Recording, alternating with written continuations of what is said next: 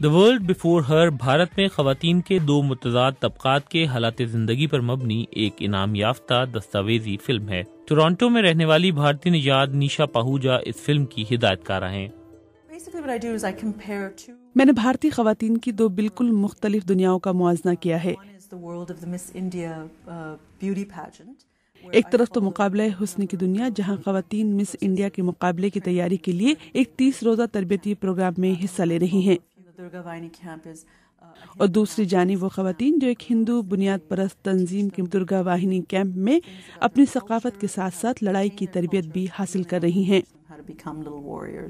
आणि रायफल आपल्या काखेत दाबायची आहे बट प्लेट आणि ह्याच्यावर गाल ठेवून एम घ्यायचा आहे۔ درگا واہنی کیمپ میں کیمرہ لے کر جانا آسان کام نہیں تھا۔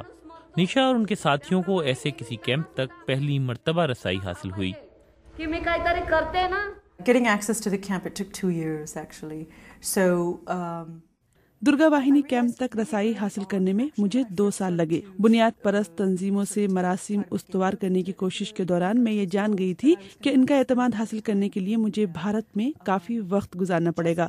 آہستہ آہستہ میں اپنے اصل موضوع کی طرف آئی اور کئی مہینوں کی محنت کے بعد انہوں نے مجھے رسائی دی۔ after the first day of shooting, they shut us down. You know, there was somebody there who did. پہلے دن کی عکس بندی کے بعد انہوں نے ہمیں کام کرنے سے روک دیا۔ جب ہمیں دوبارہ عکس بندی کی اجازت ملی تو ہماری رسائی کو کافی حد تک محدود کر دیا گیا تھا۔ But then we were denied. We were denied. So our access sort of after that was limited. خواتین کی ان دو الگ الگ دنیاؤں میں ایک قدر مشترک نظر آتی ہے اور وہ ہے ہدایات پر مکمل عمل درآمد۔ اس دستاویزی فلم میں یہ قدر مقابلہ حسن کے تربیتی پروگرام اور درگا وانی کیمپ دونوں پر برابر لاگو ہوتے دکھائی دیتی ہے۔